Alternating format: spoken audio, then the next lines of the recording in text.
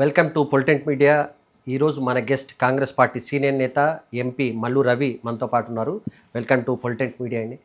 Congress party పాలనకు సంబంధించినంత వరకు ఇప్పటివరకు జరిగిన పరిణామాలను ఎట్లా చూస్తారు? కాంగ్రెస్ రేవంత్ రెడ్డి ముఖ్యమంత్రిగా వచ్చిన వెంటనే అంటే ప్రమాణ స్వీకారం చేసే రోజే ప్రజలకు సందేశం ఇవ్వటం జరిగింది. ఇది రాజరిక పరిపాలన కాదు, ప్రజా పరిపాలన.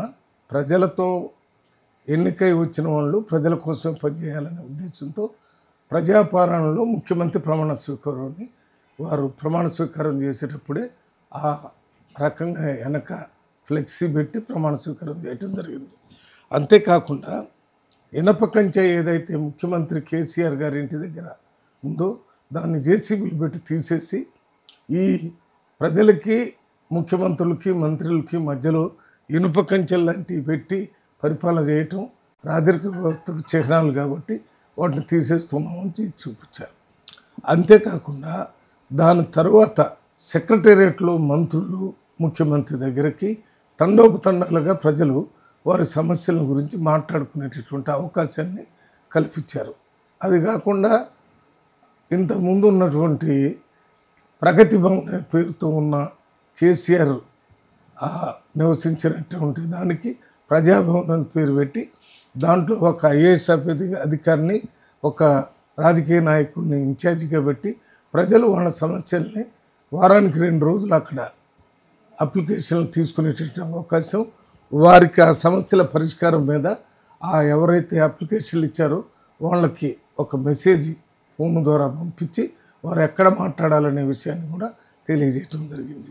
ఇది మొట్టమొదటి ప్రజాస్వామ్య పరిపాలనని రాష్ట్రంలో ఏర్పాటు చేయాలనేటటువంటి ఆలోచన చేశారు.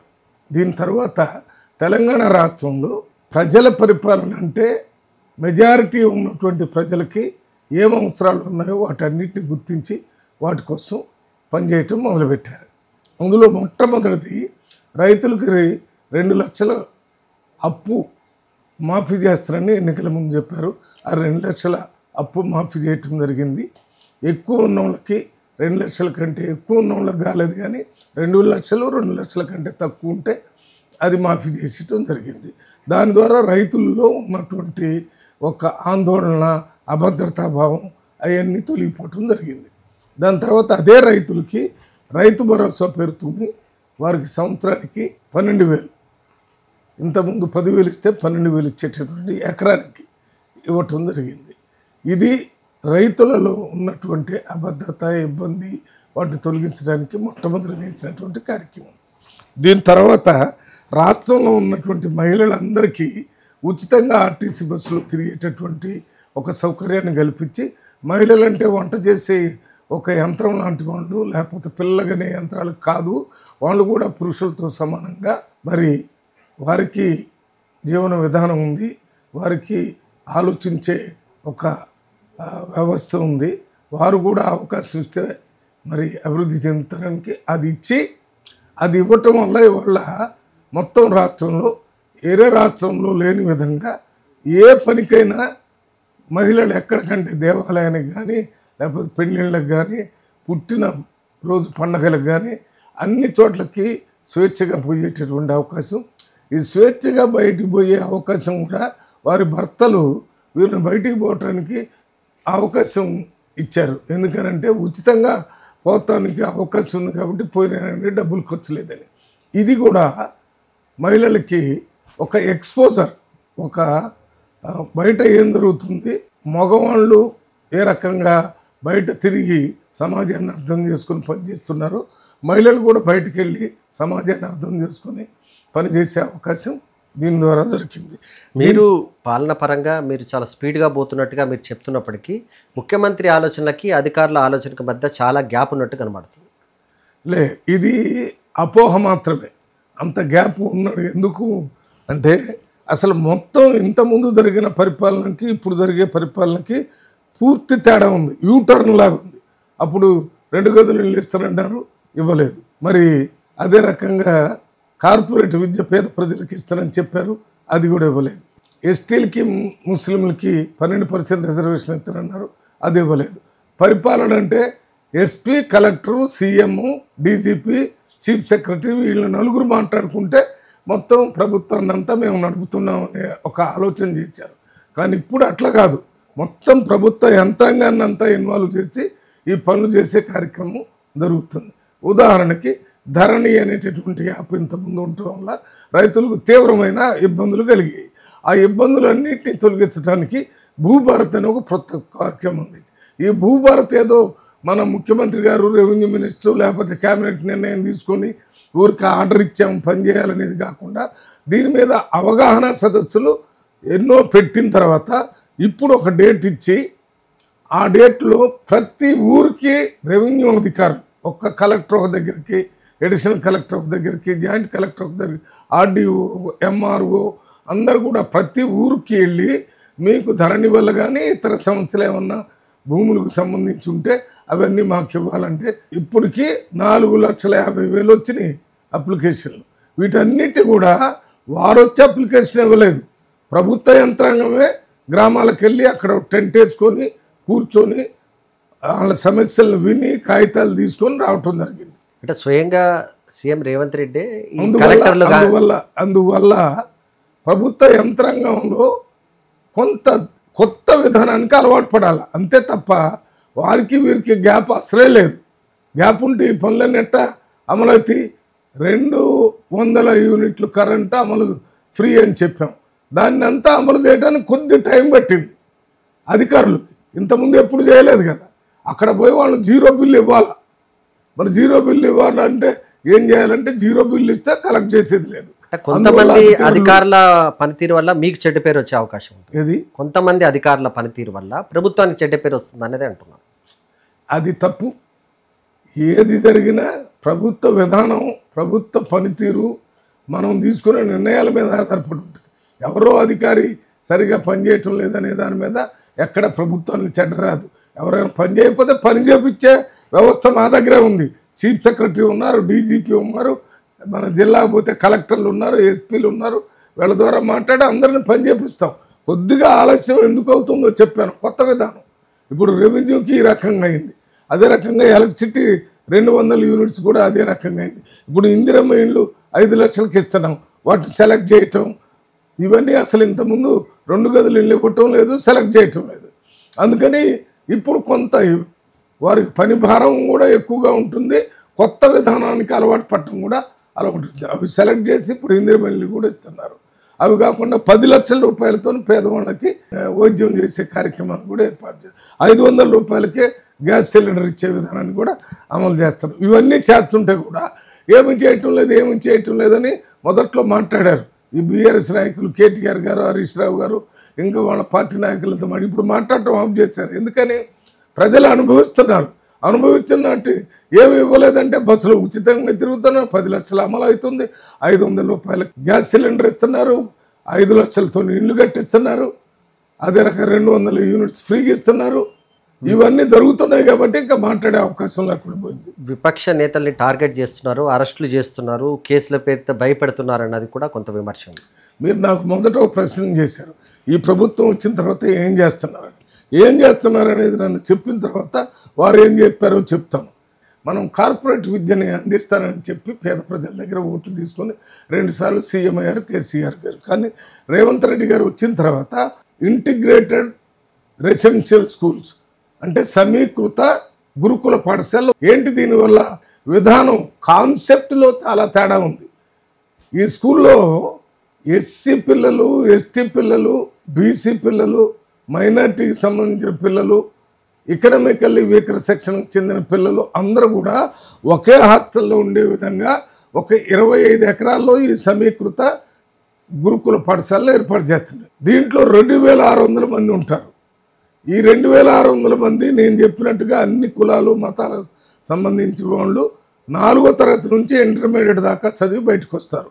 దానివల్ల ఈ చదివి బయటకు వచ్చిన వాళ్ళు ఇన్ని సంవత్సరాలు 4 నుంచి ఇంటర్మీడియట్ అంటే 6, 7, 8 సంవత్సరాలు ఒకే దగ్గర ఉండి కలిసిమల్లి చదువుకొని తినటం, ఆడుకోవటం, చదువుకోవటం, పడుకోవటం అంతా ఒకే దగ్గర కాబట్టి అన్నదమ్ములాగా ఒక కుటుంబంలో పిల్లల్లాగా తయారై బయటకు వస్తారు. కులాలతోని, మతాలతోని విభేదాలు లేవు. వాళ్ళు సమాజాన్ని మార్పు చేయడానికి ఉపయోగపడుతుంది. విప్లవాత్మకమైనటువంటి మార్పు వస్తుంది. ఇటువంటి సమీకృత గురుకుల పాఠశాలలు మొత్తం భారతదేశంలో ఏ స్టేట్లో లేవు. నేను ఎస్సీ ఎస్టీ పార్లమెంటరీ వెల్ఫేర్ కమిటీలో మెంబరు. దాని ద్వారా నేను కర్ణాటక వెళ్ళాను, కేరళ వెళ్ళాను, మధ్యప్రదేశ్, అదే రకంగా నిన్న మొన్న హిమాచల్ ప్రదేశ్, హర్యానా, పంజాబు ఈ రాష్ట్రాలన్నీ తిరిగి వచ్చాం. ఎక్కడ కూడా ఈ సమీకృత గురుకుల పాఠశాల కాన్సెప్ట్ లేదు. దీని మీద నేను అన్నీ అడిగి మీరు కూడా పెట్టాలని చెప్పుకుంటూ వచ్చాను. ఒక ఆదర్శవంతమైన నిర్ణయం జరిగింది. దీనివల్ల దానంతటదే పెద్ద మార్పు సమాజం సోషల్ జస్టిస్ వచ్చేటటువంటి అవకాశం పెడుతుంది. ఇది పెద్ద మార్పు. ఇది కాకుండా ఇంకోటి ఏంటంటే ఎస్టీలు, షెడ్యూల్ ట్రైబుల్ సంబంధించి ఇంతకుముందు ప్రభుత్వం ఇచ్చినటువంటి పోడు భూముల నుంచి వాళ్ళని బయటికి పంపించారు. మేము వచ్చిన తర్వాత ఇంతకుముందు పార్లమెంటులో పెట్టిన బిల్లు ద్వారా రైట్ టు ల్యాండ్ అనేటటువంటి ఆ చట్టాన్ని, ఆ సర్టిఫికేట్ ఇచ్చిన వాళ్ళందరికీ ఆ భూములు బాగు చేసి దాంట్లో సోలార్ ఎనర్జీ ఇచ్చి స్ప్రింక్లర్సు, డ్రిప్ ఇరిగేషన్ ఇచ్చి వాళ్ళందరికీ వ్యవసాయ యోగ్యంగా పొలాలను చేసి సహాయం చేయటం జరిగింది. దానికోసం 12,600 కోట్లు అలాట్ చేశారు ఒక ఎస్టీల వ్యవసాయ అభివృద్ధి కోసం. ఇక ఎస్సీల గురించి నిన్న మొన్ననే ఎస్సీల గురించి కానీ ఎస్టీలు, బీసీలు, మైనార్టీ, ఎకనామికల్లీ వీకర్ సెక్షన్ పిల్లలకి సెల్ఫ్ ఎంప్లాయ్మెంట్ కోసం 6,000 కోట్ల రూపాయలు ప్రభుత్వం అలాట్ చేసి 3,000 కోట్ల రూపాయలు బ్యాంకుల దగ్గర నుంచి దానికి మ్యాచింగ్ చేసి వీళ్ళందరికీ ఉద్యోగం కల్పించే ఏర్పాటు పెద్ద ఎత్తున జరుగుతుంది. ఇది ఇంతకుముందు ఎప్పుడు జరగలేదు. 10 సంవత్సరాల కేసీఆర్ టీఆర్ఎస్ ప్రభుత్వంలో మొత్తం ఎస్సీ, బీసీ, మైనార్టీ, ఎస్టీలకు సంబంధించిన అన్ని కార్పొరేషన్లు డిఫంక్ట్ అయిపోయింది. బడ్జెట్ రిలీజ్ లేదు, ఏమీ చేయలేదు. కానీ ఇప్పుడు ఎస్సీ ఎస్టీ సప్లాన్కి సంబంధించిన బడ్జెట్ను వారి కోసం ఉపయోగించడానికి క్యారీ ఫార్వర్డ్ చేసి మొత్తాన్ని ఇవాళ ఒక ట్రస్ట్, ఒక ఊపు వచ్చే విధంగా చేయటం జరుగుతుంది తెలంగాణ రాష్ట్రంలో. ఇవి ముఖ్యమైనటువంటి మార్పు సంబంధం. వీటితో పాటు మీరు చూస్తున్నారు హైదరాబాదులో మూసీ నదిని మరి సుందరీకరణ చేయటం కానీ, ప్రక్షాళన చేయటం కానీ, అదే రకంగా హైడ్రా ద్వారా మరి ఈ చిన్న చిన్న కుంటలు, నాలాలు వాటి మీద ఆక్యుపై చేసిన వాళ్ళని తీసేయటం కానీ, ఇవన్నీ ప్రజల యొక్క పెద్ద సమస్యలన్నింటినీ పరిష్కారం చేయటానికి ప్రభుత్వం ముందుకు వస్తుంది. ఇవి ఇవాళ ముఖ్యంగా ఈ ప్రజాప్రభుత్వంలో ప్రజల కోసం చేసేటటువంటి ముఖ్యమైనటువంటి కార్యక్రమాలు. స్కూల్ ఎడ్యుకేషన్ మీద ఏ రకంగా ముందుకు పోవాలనే దాని మీద ఎడ్యుకేషన్ కమిషన్ అని ఒకటి ఏర్పడి చేసి దానికి ఐఏఎస్ రిటైర్డ్ ఆఫీసర్ మురళీ గారిని దానికి చైర్మన్గా చేశారు. అట్లే మేము రాగానే మొత్తం ఖాళీగా ఉన్నటువంటి యూనివర్సిటీలందరికీ మరి వీసీల్ని నామినేట్ చేసి ఆ వీసీల్లో కూడా సామాజిక న్యాయాన్ని పాటించి చేయటం జరిగింది. మొత్తం రాష్ట్రంలో ఇచ్చిన పోస్టింగ్స్ అన్నింటిలో కూడా సామాజిక న్యాయం ఎస్సీలకి, ఎస్టీలకి, బీసీలకి, మైనారిటీకి సంబంధించిన క్వాలిఫైడ్ అధికారులందరినీ, ఎలిజిబిలిటీ ఉన్న వాళ్ళందరికీ అవకాశం ఇచ్చి ఇది ప్రజల ప్రభుత్వం, మీ ప్రభుత్వాన్ని మీరే నడుపుకోండి, మీరే పరిపాలించుకోండి అనే విధంగా పరిపాలన జరుగుతుంది. ఇది ప్రజల ప్రభుత్వం, ప్రజలే దిక్చూసి, ప్రజలే ఆదర్శం. వారు ఏది కావాలని కోరుకుంటే ఆ రకంగా ముందుకు పోయే కార్యక్రమం. దాంతోపాటు అతి ముఖ్యమైనది క్యాస్ట్ సెన్సెస్. మొత్తం రాష్ట్రంలో క్యాస్ట్ సెన్సెస్ చేసి దాన్ని అసెంబ్లీలో పెట్టి బీసీలకు 42% రిజర్వేషన్ ఇస్తానని చెప్పి ఈ రిజర్వేషన్ని పార్లమెంట్లో బిల్లు ద్వారా రాజ్యాంగంలో మార్పు తీసుకురావాలని చెప్పి చిత్తశుద్ధితో చేసినటువంటి మొట్టమొదటి ప్రభుత్వం తెలంగాణ రేవంత్ రెడ్డి ప్రభుత్వం. అందువల్ల అన్ని రంగాల్లో ఈ ప్రభుత్వం చాలా ప్రజల తరపున, ప్రజల కొరకు. ఒక్క మాటలో చెప్పాలంటే of the people, by the people, for the people అని అక్కడ అబ్రహం లింకన్ చెప్పినట్టుగా ఇప్పుడు ఆ రకంగా పరిపాలన ఇక్కడ జరుగుతుంది. విప్లవం అంటే మార్పు, మామూలు విప్లవం, సంపూర్ణ విప్లవం తెలంగాణలో ఈ 1.5 సంవత్సరంలోనే జరుగుతుంది. మల్లురావు గారు డెవలప్మెంట్ గురించి చాలా వివరంగా చెప్పారు. అయితే ఇంకా ఇచ్చిన హామీలు అమలు చేయలేదని చెప్పేసి చాలా విమర్శలు కూడా వస్తున్నాయి. మీరు కూడా చెప్పండి, ఇంకా ఏదైనా చేయడానికి స్కోప్ ఉందా? ఎక్కడైనా కొంత నెగిటివ్లు కనిపిస్తున్నాయా? ఏమి స్కోప్ చాలా ఉంది. ఎందుకని 7-8 లక్షలు అప్పు చేసి సంవత్సరానికి నెలకి 6,000 కోట్ల రూపాయలు వడ్డీ కట్టే పరిస్థితిని వదిలిపెట్టిపోయిన తర్వాత ఎన్ని ఇబ్బందులు ఉన్నా అధికార యంత్రాంగాన్ని వారితో మాట్లాడి, అధికార యంత్రాంగం ఎక్కడి నుంచో బ్రిటిష్ నుంచి వస్తే అప్పుడు బ్రిటిష్ నుంచి అధికారులు ఉండేవాళ్ళు. ఇక్కడ బ్రిటిష్ కాదు కదా, ఇది మనలో వాళ్ళే సెలెక్ట్ అయ్యి మన పరిపాలన మనం చేసుకుంటున్నాం. వారిని కలుపుకొని అన్ని రకాల అభివృద్ధి సంక్షేమ కార్యక్రమం ప్రజల దగ్గర తీసుకుపోతున్నాం. ఇంకా చేయాల్సినవి చాలా ఉన్నాయి. వాటన్నింటినీ స్లోగా ఆర్థికంగా వెసులుబాటు చేసుకొని చేయాలనే కార్యక్రమం చేస్తున్నారు. రైతు భరోసాకు సంబంధించిన అదే కాకుండా సన్న వడ్లకి ఆ బోనస్ అవన్నీ ఇచ్చేదానికి ప్రయత్నం చేస్తున్నారు. ఇంకో అతి ముఖ్యమైనది 3,15,00,000 మంది ప్రజలకి సన్నబియ్యం ఒకేసారి మన రాష్ట్రంలో ఇస్తున్నారు. ఇది ఇంతకుముందు ఎవరూ ఇవ్వలేదు. 2 కిలోల బియ్యం ఎవరో ఎప్పుడో మొదలుపెట్టారు, ఇప్పుడు దాకా వచ్చింది. 2 కిలోల బియ్యం ముద్దు బియ్యం ఇస్తే వాటిని వండుకోకుండా అమ్ముకునే పరిస్థితి వచ్చింది. రోటీ కపడా మకాన్ అని ఇందిరాగాంధీ చెప్పినట్టుగా ఇది ఇందిరమ్మ రాజ్యం అని రేవంత్ రెడ్డి గారు, మల్లు భట్టి విక్రమ గారు వీళ్ళందరూ అనేకసార్లు చెప్పారు. ఇందిరమ్మ రాజ్యం అంటే ఏంటి? రోటీ కపడా మకాన్ ప్రతి ఒక్కడికి దొరకాలా. ఇందిరమ్మ రాజ్యం అంటే గరీబీ హటావో, పేదరికాన్ని నిర్మూలించాలా. ఇందిరమ్మ రాజ్యం అంటే బ్యాంకుల ద్వారా, ల్యాండ్ సీలింగ్ ద్వారా వచ్చినటువంటి అన్ని అవకాశాలని పేద ప్రజలే ఉపయోగించుకోవాలి. అవి జరుగుతున్నాయి. కేసీఆర్, కేటీఆర్ వీళ్ళు ఎవరైతే కేసీఆర్ కానీ, కేటీఆర్ కానీ, హరీష్ రావు కానీ, కవిత కానీ వీళ్ళందరూ కూడా ఓడిపోయి మా చేతిలో ఉన్న అధికారం పోయింది, మేము 10 సంవత్సరాలు మా ఇష్టం వచ్చినట్టు మరి ఎంజాయ్ చేశారు, ఇప్పుడు చేయలేకపోవటం వల్ల అది వారి అధికారం పోయిందని బాధతోనే మాట్లాడుతున్నారు తప్ప ప్రజల తరపున ఒక్కటి మాట్లాడింది చెప్పండి. నేను అదే అడుగుతున్నాను. ప్రజల తరపున మాట్లాడితే మేము మార్పడి ఇది కాదని వాళ్ళు నిర్మాణాత్మకంగా ఏదైనా మాట్లాడితే వారికి సమాధానం. అన్నీ కూడా రాజకీయంగా బురద చల్లాలి ఈ ప్రభుత్వం మీద అనేటటువంటి ఆలోచన తప్ప ఏం చేస్తున్నారు, ఏం మాట్లాడుతున్నారు? 6 గ్యారంటీలు ఇస్తే 5 గ్యారంటీలు అమలు చేస్తూనే ఉన్నాం. ఫామ్ హౌస్లో ఉండి పరిపాలన చేశారో ఇప్పుడు ఫామ్ హౌస్లో చేయటం లేదు, సెక్రటేరియట్ పరిపాలన జరుగుతుంది. దాంట్లో ఏదైనా ఇంకా మార్పు చేయాలంటే చెప్పండి.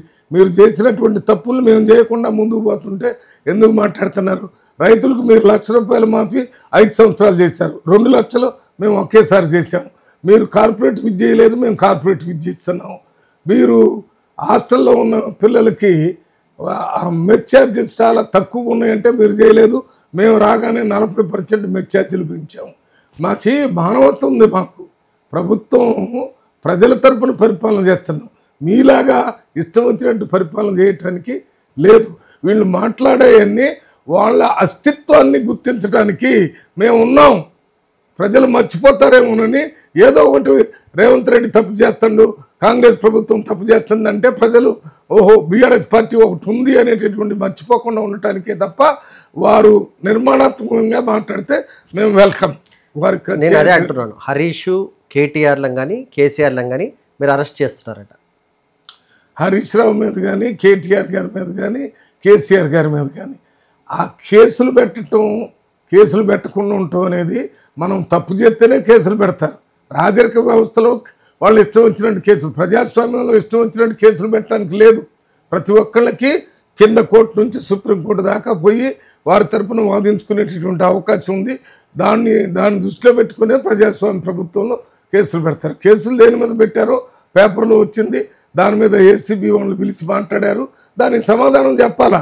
ప్రధానమంత్రులు, మాజీ ముఖ్యమంత్రులు ఎంతోమంది తప్పులు చేస్తే జైలుకు పోయారు. ఎవరు తప్పు చేసినా జైలుకు పోవాల్సింది. అంతే తప్ప కావాలని కక్ష సాధింపు అనేది కాంగ్రెస్ పార్టీలో రక్తంలోనే లేదు, డిఎన్ఏలోనూ లేదు. కాళేశ్వరం ప్రాజెక్టు వల్ల కొంతైనా కొంత తెలంగాణకు మంచి జరిగిందా? అస్సలు మంచి జరగకపోగా తెలంగాణకి పూర్తి నష్టం జరిగింది. అంత డబ్బుతో కట్టినటువంటి ప్రాజెక్టు అది మొదలు పెట్టక ముందే పడిపోయే పరిస్థితి వచ్చి మొత్తం తీసేయాలనటం వల్ల ఆ డబ్బు నష్టమైంది, టైము నష్టమైంది, రైతులు రావాల్సిన లాభం కూడా జరగకుండా అయిపోయింది. ఇది నష్టమా కాదా? రేవంత్ రెడ్డికి ఆయన వ్యక్తిగతంగా నష్టం కాదు, 4 కోట్ల మంది తెలంగాణ ప్రజలకు నష్టం జరిగింది. మరి మేము చెప్తున్నాం అది ఏ రకంగా పైలిపోయింది, ఏ రకంగా వాళ్ళు ఆ నీళ్లను వృధాగా మళ్ళీ గోదావరిలో వదిలారు, అది మళ్ళీ దాన్ని తీసేయాలని సెంట్రల్ గవర్నమెంట్కి సంబంధించిన కమిటీ రిపోర్ట్ ఇచ్చింది. అవన్నీ కనపడుతున్నాయి కదా.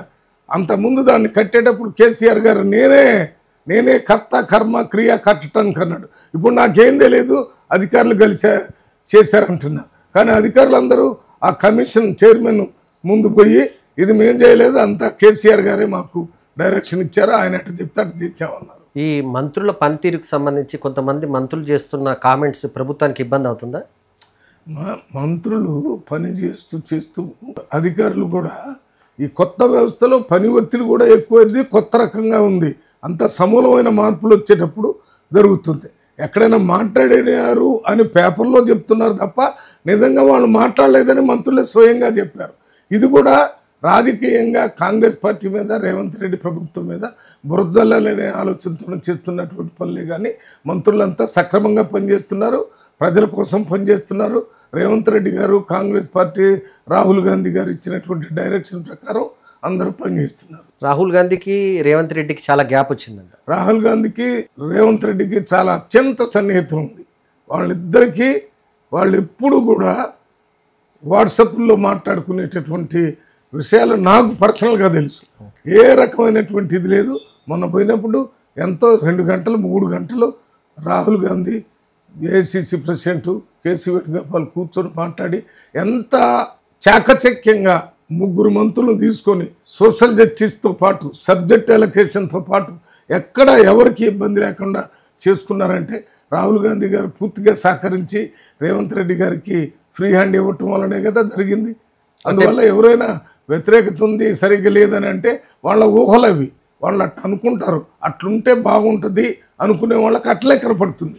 పచ్చ కామెరలో జబ్బు ఉన్నవాడికి మొత్తం దేశం అంతా పచ్చగానే కనపడుతుంది. తెలంగాణలో బీసీ ముఖ్యమంత్రి కానీ దళిత ముఖ్యమంత్రి కూడా అవుతారు భవిష్యత్తులో కాంగ్రెస్ పార్టీ నుంచి అని అంటున్నారు. అంటే భవిష్యత్తులో ఎవరైనా ముఖ్యమంత్రి కావచ్చు, దాని గురించి నేను ప్రత్యేకంగా చెప్పాల్సిన అవసరం లేదు.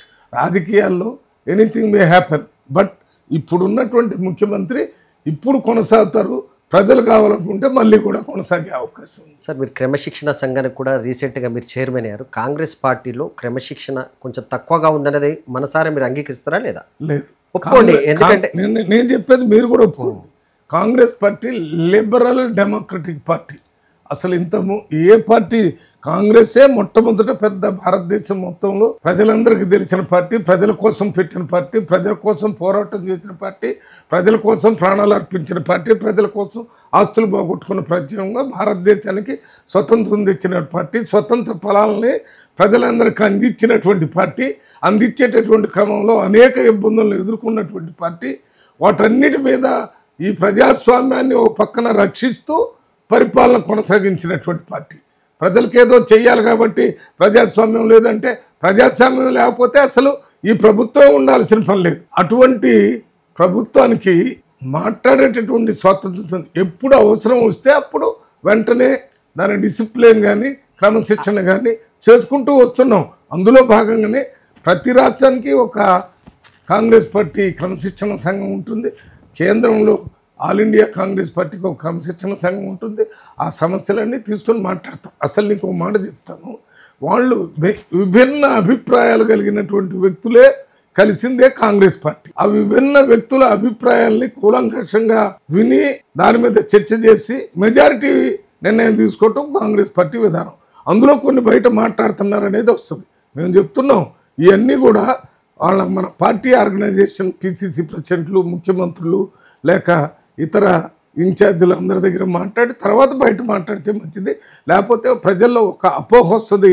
ఇప్పుడు మీరు చెప్పినట్టుగా కాంగ్రెస్ పార్టీలో డిసిప్లిన్ తక్కువ అని అంటున్నారే, డిసిప్లిన్ తక్కువ కాదు, స్వతంత్రం ఎక్కువ, మాట్లాడే లిబర్టీ ఎక్కువ. అది వేరే పార్టీలో లేదు.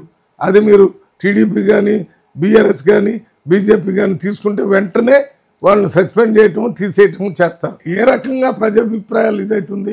మొత్తం మన భారతదేశమే భిన్నత్వంలో ఏకత్వం. భిన్నత్వంలో ఏకత్వం అంటే భాషలు వేరు, ప్రాంతాలు వేరు, ప్రజల జీవన విధానాలు వేరు, కానీ అందరూ ఇండియన్సే, అందరూ భారతీయులు భారతదేశం రాష్ట్రం పరిపాలన చేయాలి. అదే జరుగుతుంది. శాఖల కేటాయింపులో కూడా కొంతమంది అగ్రవర్ణాల వారికి మంచి శాఖలు ఇచ్చారు, కొంత బీసీ ఎస్సీ ఎస్టీ మంత్రులకు ప్రాధాన్యత లేని శాఖలు ఇచ్చారని అంటున్నారు. తప్పు మాట్లాడుతున్నారు.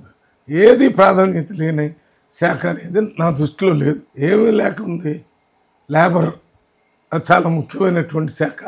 మైన్స్ అది కూడా ఒక ముఖ్యమైన శాఖ. అది వివేక్ గారికి ఇచ్చారు. దాంట్లో ఏమి తక్కువ చేసినది కాదు. వెంకటస్వామి గారు కేంద్రంలో ఇక్కడ కూడా లేబర్ మినిస్టర్ గారు చేశారు. మంచి పేరు తెచ్చుకొని జాతీయ నాయకుడు అయ్యారు. ఇప్పుడు వివేక్ గారు కూడా లేబరు మైన్స్ రెండు చాలా ఇంపార్టెంట్, అంటే ప్రజలకు సంబంధించినవి. లేబర్కి రూల్స్ అన్నీ అమలు చేసి పేద ప్రజలందరూ పనిచేసే కార్మికులందరూ బాగా చూసుకునే శాఖ అది. మరి ఈ మైన్స్ సంబంధించి ఇది సక్రమంగా మైనింగ్ చేసి పేద ఎస్టీలకి అడవుల్లో అక్కడ ఇష్టం వచ్చినట్టు చేయకుండా రెగ్యులేట్ చేసి ప్రజలకు అనుకూలంగా చేసే శాఖ. ఇక యానిమల్ హస్బెండరీ ఉంది. మొత్తం యానిమల్ హస్బెండరీ అనేది మీకు అందరికీ తెలుసు, గొర్రెలు, చేపలు, పాడి పశువులు, వీటికి సంబంధించినటువంటి శాఖ. దీనికి ఒకప్పుడు ఒక్క శాఖకు ఒకే మంత్రి ఉండేవాడు. ఇప్పుడు పాడి పరిశ్రమలు, గొర్రెలు, చేపలు, వీటితో పాటు ఇంకా వేరే శాఖ కూడా ఇచ్చారు. యూత్ అఫైర్స్ అది ఒక పెద్ద శాఖ, దానికోసమే ఒక మంత్రి ఉండేవాడు ఇంతకుముందు. స్పోర్ట్స్ అది కూడా పెద్ద శాఖ. Sports, youth affairs, animal husbandry దాంట్లో తక్కువ ఏం చేసినట్టు అది ఎవరైనా అనుకోవటమే. ఇంపార్టెంట్ లేనిది ఏది ఇంపార్టెంట్ లేదు. అడ్లూరి లక్ష్మణ్కి ఏమి ఇచ్చారు? ఎస్సీ వెల్ఫేర్, ఎస్టీ వెల్ఫేర్, అన్ని వెల్ఫేర్లు అన్ని మైనార్టీ. అంటే ఏంటి, ఇంతకుముందు ఉన్నటువంటి మంత్రుల్లో ఒక్క ఎస్సీ వెల్ఫేర్కి ఒక మినిస్టర్ ఉండేవాడు, ట్రైబల్ వెల్ఫేర్కి ఒక మినిస్టర్ ఉండేవాడు, మైనార్టీ వెల్ఫేర్. ముగ్గురు మంత్రులకు సంబంధించిన శాఖలు ఒక్క మంత్రికి ఇస్తే ఇవి ఇంపార్టెంట్ లేదని ఎవరైనా మాట్లాడితే వాళ్ళదే తప్ప దీంట్లో ఏ రకమైనటువంటి ఇది లేదు. వాళ్ళ ముగ్గురు కూడా సామాజిక న్యాయాన్ని దృష్టిలో పెట్టుకొని ఒక ఎస్సీ మాల, ఒక ఎస్సీ మాదిగా, ఒక ముదిరాజు సమాజానికి సంబంధించిన వ్యక్తికి మంత్రులుగా తీసుకొని వాళ్ళ శాఖలు కేటాయించారు. ఇది కేటాయించేటప్పుడు కూడా ఇంతకుముందు శాఖలు కేటాయించినటువంటి మంత్రులు చేస్తున్న పనితీరు కూడా ప్రజలకు అనుకూలంగా ఉంది కాబట్టి దాన్ని దృష్టిలో పెట్టుకుని కొత్తగా ముఖ్యమంత్రి దగ్గర ఉన్న ఈ శాఖలన్నీ వీరికి కేటాయించడం జరిగింది. రెడ్డి సామాజిక వర్గానికి సంబంధించిన కొంతమంది సీనియర్ ఎమ్మెల్యేలు అసంతృప్తితో ఉన్నారా దీనిపైన? ఎవరు? రెడ్డి సామాజిక వర్గానికి సంబంధించిన ఎమ్మెల్యేలు తమకు మంత్రివర్గంలో స్థానం లభించలేదని ఏమైనా అసంతృప్తిగా లేరా? అంటే మంత్రివర్గంలో అవకాశం కావాలనే కోరుకునే వాళ్ళు బయటికి కనపడుతున్నటువంటి రెడ్డి సామాజిక వర్గం ఉన్న, రెడ్డి సామాజిక వర్గం కాని వాళ్ళు కూడా అసంతృప్తి ఉన్నారు, కావాలని కోరుకున్నారు. అది అత్యంత సహజమైన ప్రక్రియ. ప్రజాస్వామ్యంలో మనం అందరం ముఖ్యమంత్రులు చేయలేము, అందరినీ మంత్రులు చేయలేము. అంత ప్రజాస్వామ్యంలో లక్షల మంది కోసం ఒక ఎంపీ, ఒక ఎమ్మెల్యే, లక్షల మంది కోసం ఒక సీఎం, ఒక మినిస్టర్, అట్లా పంపకాలు జరుగుతుంటాయి. దాంట్లో కొంత అసంతృప్తికి ఇది ఉన్న మా కాంగ్రెస్ పార్టీ హైకమాండ్ అందరితో మాట్లాడింది. అసంతృప్తితో ఉంటారు అనుకునేటటువంటి వారందరితో మాట్లాడి వారిని పార్టీ సిద్ధాంతం, పార్టీ ఆలోచన వారికి తెలియజేసి అవన్నీ సరి చేయటం జరిగింది. స్థానిక సంస్థల ఎన్నికలు రెఫరెండంగా చూస్తారా? స్థానిక సంస్థల ఎన్నికలు రెఫరెండంగా చూస్తామో లేదో కానీ ప్రభుత్వం బాగా చేస్తుందా లేదా తెలుసుకోవడానికి అదొక లిట్మస్ టెస్ట్ లాంటిదని నేను అనుకుంటాను. చివరిగా మల్లు రవి గారు కూడా కొంత కాంట్రవర్సీలో ఉంటారు, ఎమ్మెల్యేలతో గొడవ అంటారు, అదే అంటారు. దాంట్లో వాస్తవం ఎంత? చాలా సోషల్ మీడియాలో మీ పైన ప్రచారం జరుగుతుంది. అంటే నేను 1991లో ఎంపీ అయ్యాను, మళ్ళీ 98లో ఎంపీ అయ్యాను, మళ్ళీ మొన్న 23లో ఎంపీ అయ్యాను. ఆ మధ్యలో ఒకసారి ఎమ్మెల్యే అయ్యాను. ఆ మధ్యలో నేను ఒక ప్రత్యేక ప్రతినిధిగా ఢిల్లీలో పనిచేశాను, ఆంధ్రప్రదేశ్ రాష్ట్రానికి. దాని తర్వాత తెలంగాణ రాష్ట్రానికి కూడా ప్రభుత్వం రాగానే స్పెషల్ రిప్రజెంటేటివ్ ఢిల్లీలో పనిచేశాను. ఇవన్నీ అనుభవాన్ని పెట్టుకొని నా పాత చరిత్ర నేను చెప్పాల్సిన అవసరం లేదు. ఎప్పుడైనా కాంగ్రెస్ పార్టీ విధానాన్ని డివైడ్ చేయటం నా ఉద్దేశం కాదు. అయితే కాంగ్రెస్ పార్టీ అందరితో మాట్లాడుతూ ఉండేటటువంటి ఒక వ్యవస్థ ఉంటుంది. నేను ఎక్కడో మొన్న గద్వాల్లో ఒక బీఆర్ఎస్ ఎమ్మెల్యేతో మాట్లాడటం, నా కారులో కూర్చోవటం, ఇది కొంత అనుమానానికి తావచ్చింది తప్ప దాంట్లో ఏమాత్రం యథార్థం లేదు. ఎందుకంటే ఆ రోజు తెలంగాణ ఫార్మేషన్ డే అధికార ఫంక్షన్కి వచ్చారు, వేరే ఎమ్మెల్యే దగ్గర టీ దగ్గర పోయేటప్పుడు వచ్చారు, అందువల్ల కలిసి తిరిగాము. వారితో మాట్లాడతాను. రాష్ట్రంలో కూడా నేనే సిపిఎం, సిపిఐ, బీజేపీ మా పార్టీలకు వ్యతిరేకంగా ఉన్న వాళ్ళతో కూడా మాట్లాడతాను. ఎవరితో మాట్లాడినా మల్లు రవి కాంగ్రెస్ పార్టీ గీటు పోడు అనే ఒక నమ్మకం ఉండబట్టే మాట్లాడుతున్నాం. లక్ష్మణ రేఖ లోపల ఉండే మాట్లాడతాం, అంతే తప్ప ఇది కాదు. ఇంకా నా రాజకీయ జీవితంలో ఎక్కడ కూడా 91 నుంచి ఇప్పటి వరకు నేను ఏ రకమైనటువంటి ఆర్థిక ఏదైతే కరప్షన్ విషయానికి పోయినటువంటి సందర్భాలే లేవు. అటువంటి కార్యక్రమం చేయను. ఎంపీ డెవలప్మెంట్ పని కానీ ఎవరికైనా అక్కడ పని చేయించినా అందువల్లనే నేను చెప్పాను, ఇది నేను అధికార కార్యక్రమంలో వచ్చిన ఎమ్మెల్యేతో కలిసి మాట్లాడాను తప్ప అది పార్టీ వ్యతిరేక కార్యక్రమం కాదని ఒకటి రికార్డు చేసి దాంతోపాటు ఎవరైనా ఒక్కడు నా మొత్తం పార్లమెంట్లో నేను మల్లు రవి నాకు పనిచేస్తే నేను డబ్బులు ఇచ్చానని నిరూపిస్తే నేను రాజకీయ సన్యాసం తీసుకుంటానని రికార్డు చేసి పంపించాను. ఆ మాట మీద ఇప్పుడు కూడా నిలబడి ఉంటున్నాను. అయితే అప్పుడప్పుడు నేను ఇందాక చెప్పినట్టు Congress party liberal democratic party ఆ లక్ష్మణ రేఖ దాకా వచ్చి మాట్లాడిపోతే పర్లేదు, దాటి ఇంకా ఎక్కువ చేస్తే అప్పుడు దాని మీద ఆలోచన చేయాల్సి ఉంటుంది. చివరి క్వశ్చన్, పర్సెంటేజ్ ప్రభుత్వం 10%, 28% తీసుకొని బిల్లులు పాసులు చేస్తున్నారట. ఇది తప్పు, 100% తప్పు. ఎవరికైతే సెక్రటరియట్కి వచ్చి కొంతమంది గొడవ చేశారని అన్నీ చేస్తారు. మన ప్రజాస్వామ్యంలో గొడవ చేయటం వాళ్ళ హక్కు. అట్లా మాట్లాడి ఇప్పుడు హరీష్ రావు వాళ్ళు రోజు స్టేట్మెంట్లు ఇస్తూనే ఉన్నారు. అవన్నీ యథార్థాల పూర్తిగా జరుగుతున్న దానికి వ్యతిరేకంగా మాట్లాడతారు. ఇవాళ వారు చేసినటువంటి అప్పులు దానివల్ల ఈ బిల్లులు ఇచ్చే పరిస్థితి లేకుండా పోయింది. చిన్న చిన్న బిల్లులు కూడా నా కాన్స్టిట్యున్సీలో 2 లక్షలు, 5 లక్షలు, 10 లక్షలు ఇచ్చిన అన్ని లెటర్లు పేర్కొని పోతున్నాయి. ఫైనాన్స్ మినిస్టర్ దగ్గర, బట్టి విక్రమార్క దగ్గర ఇచ్చాను. అవన్నీ అట్లే ఉన్నాయి. రోజు అడుగుతున్నాం, మరి ఇంకా లేదు, బడ్జెట్ రావటం లేదు, వచ్చిన బడ్జెట్ జీతాలకి ఈ అప్పులు వడ్డీలకు కట్టడానికి సరిపోతుంది, అందువల్ల కొంత అడ్జస్ట్ చేసి తర్వాత ఇస్తూ ఉంటున్నాం. అదే రకంగా వాళ్ళ టైంలో పని చేయించుకున్నారు, బిల్లులు ఇవ్వకుండా కాంట్రాక్టర్కి వదిలిపెట్టారు. వాళ్ళ టైంలో ఈ ఫీజు రియంబర్స్మెంట్ చేయకుండా అదంతా ఈ ప్రభుత్వం మీద పెట్టారు. వాళ్ళ టైంలో పేద ప్రజలకు ఇవ్వాల్సినటువంటి వైద్యానికి సంబంధించిన బిల్లులు పెండింగ్ పెట్టారు, అట్లే ఉంది. కాంట్రాక్టుకు సంబంధించిన బిల్లులు పెండింగ్ ఉన్నాయి, అవి అట్లే ఉంది. ఏదో రకంగా భయపెట్టాలి, బ్లాక్మెయిల్ చేయాలని వాళ్ళే ఈ మాటలు మాట్లాడుతున్నారు. దీంట్లో చెక్స్ అండ్ బ్యాలెన్సెస్ 100% కాంగ్రెస్ పార్టీలో ఉన్నాయి. ఎప్పుడు ఏదైనా పేపర్లో వార్త వచ్చినా దాని మీద రివ్యూ చేసేటటువంటి వ్యవస్థ కాంగ్రెస్ పార్టీ ఇక్కడ, కాంగ్రెస్ పార్టీ ఢిల్లీలో, అన్ని చోట్ల దీని మీద నిరంతరం ఒక కన్నేసి ఉంచుతారు. కాబట్టి అటువంటివి జరిగే అవకాశమే లేదు. థ్యాంక్ యూ మల్లురావి గారు. మొత్తానికి కాంగ్రెస్ పార్టీ ఇచ్చిన ప్రతి హామీకి కట్టుబడి ఉంది, అమలు చేయడంలో కొంత జాప్యం జరుగుతున్నా వాటన్నిటిని నెరవేరుస్తామని చెప్పేసి మల్లు రవి అంటున్నారు.